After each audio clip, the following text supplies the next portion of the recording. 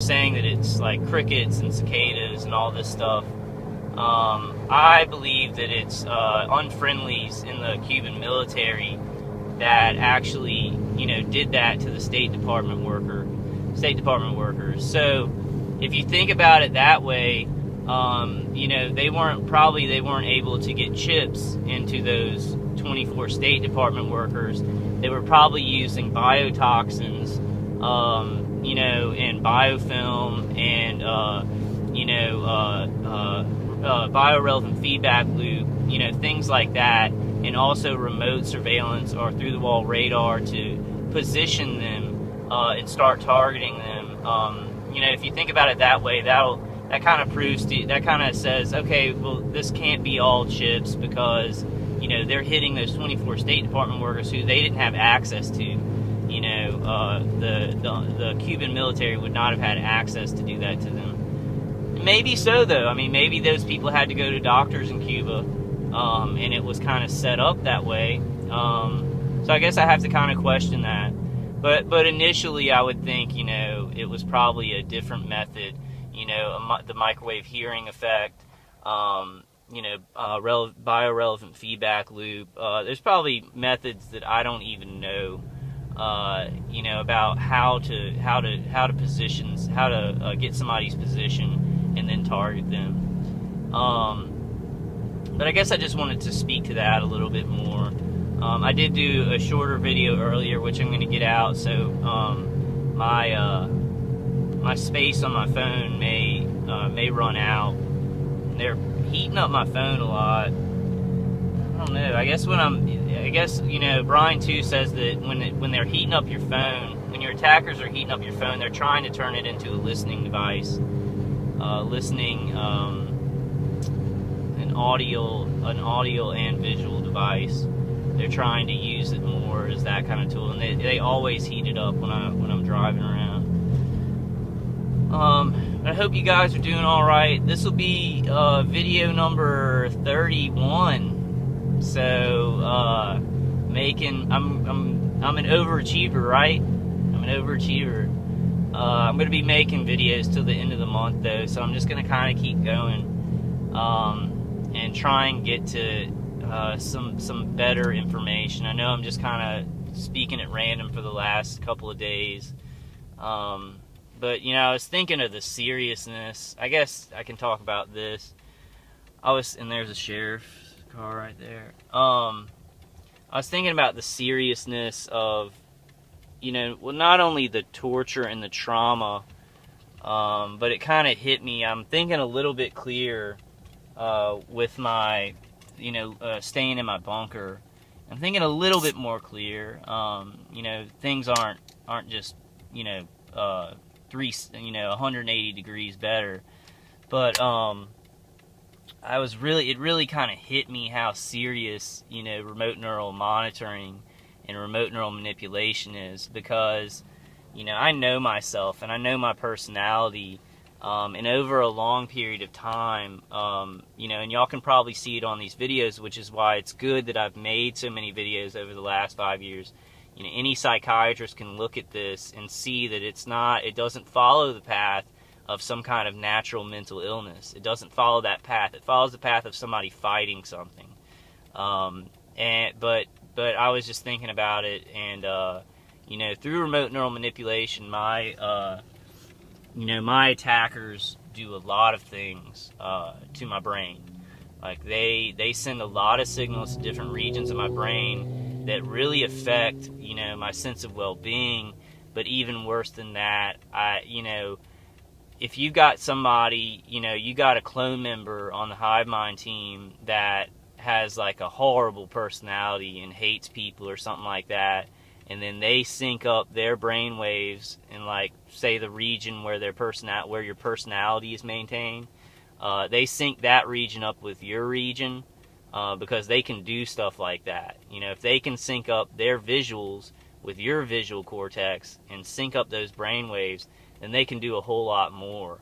And you think about how awful these people are, how awful their feelings are because they're murderers.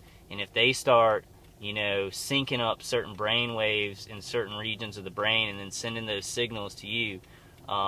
It's mutilation beyond any kind of comprehension that we've ever had. I mean, these people would be better if they were, it wouldn't be as evil if they were just going around to houses and chopping up people, to do this kind of stuff to somebody's brain, to experiment on the brain like this. But I was kind of just thinking, and it takes a long time for them to do that. It takes a long time for them to, traumatize, to clear neural pathways, to make the remote neural manipulation, actually effective.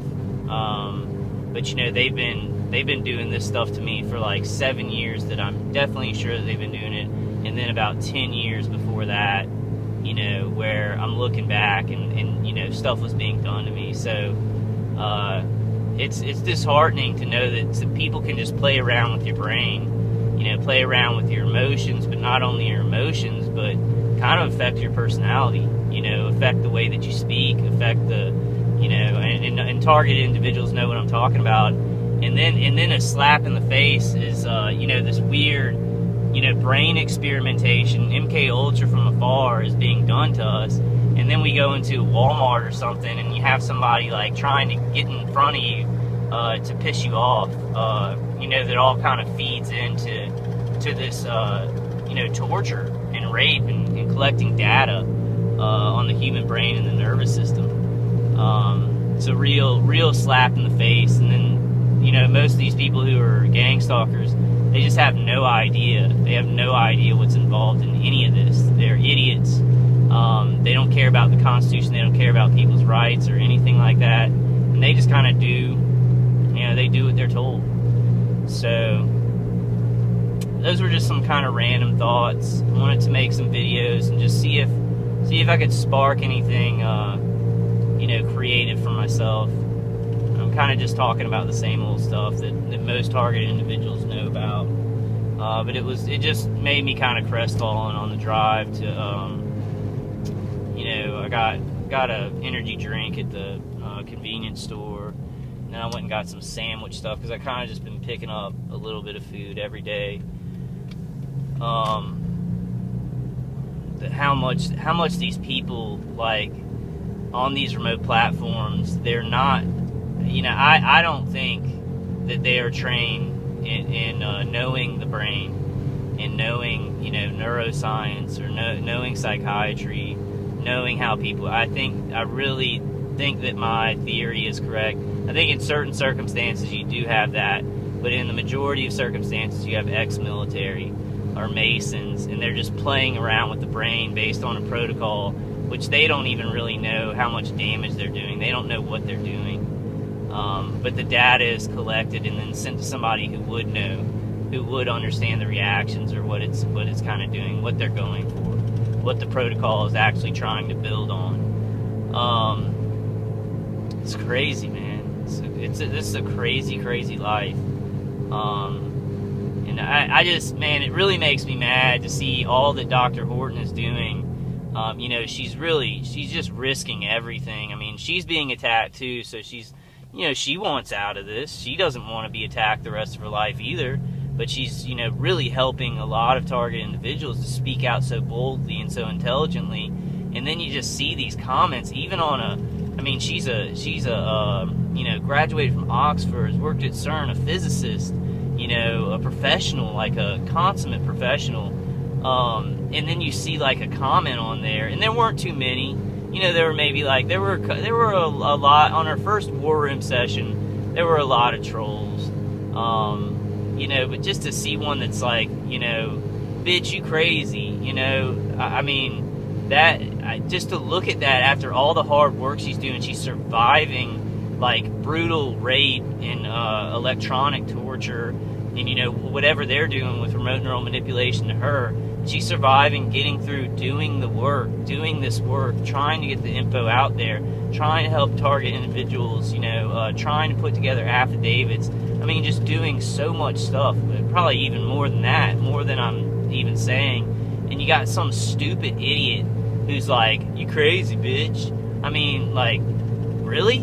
mean, really, is that, and like, I think if that's the intelligence that we're dealing with in the world right now, where people, it's like a woman is dying, like, well, she's not dying, she's not going to die, but, I mean, she's getting tortured, and, you know, we don't know what this microwave radiation is doing to our bodies, and you have some idiot who's like, you know, leaves a comment just so mean and biting, and non-caring, and I'm sure she doesn't give a shit. Like, I'm sure Dr. Horton, like, looked at that and was like, you know, she's got, most of the comments on there were other target individuals and people who understand that this was going on. And there was maybe like 3 negative comments, and I'm sure that she doesn't care at all. She's just like, move forward. She's like, you know, move forward. Let's do this. Let's stop this.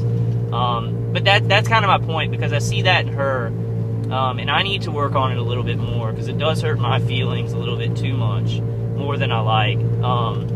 But we're past those people. You know, we're past those people, and Dr. Horton's an inspiration to me, because I mean, the information's out there, the testimonies are out there, the Cuban embassy attack, the stuff is adding up.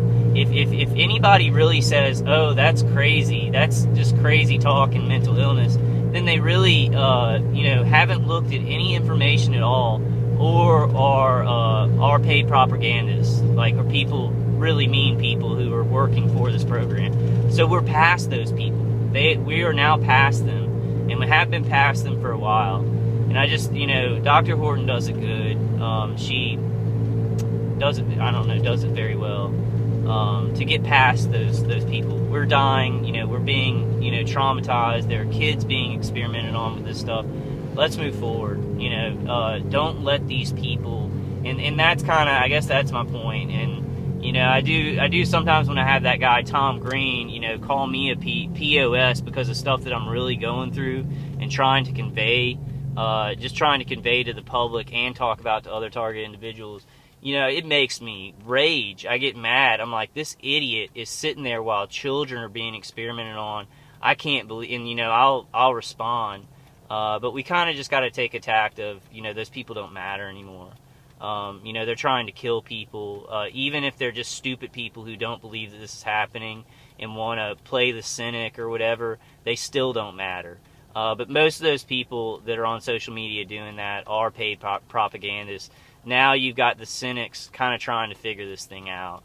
That's kind of the pulse that I'm feeling, is that people who were cynical about this are kind of, if they're true to themselves and true to truth, then they're actually sitting there right now going, okay, Cuban embassy attack, these target individuals are talking about the same stuff. They're trying to figure it out right now. They're not going on all these videos, you know, calling us mentally ill or telling us to take our medicine. But I guess, I mean, you know, we need to stop even giving them the time of day and just move forward, you know. But so at the end of this video, you know, since I have been talking about Dr. Horton, because I've been watching her War Room reports, I'll always watch the Techno Crime Fighters forums, and they put out a lot of information. They're fighting for targeted individuals. So at the end of the video, I do want to go ahead and promote, you know, wow, just a bunch in a row.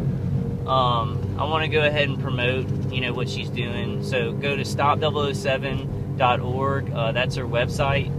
I'm going to kind of put my phone down because I'm going in to my place.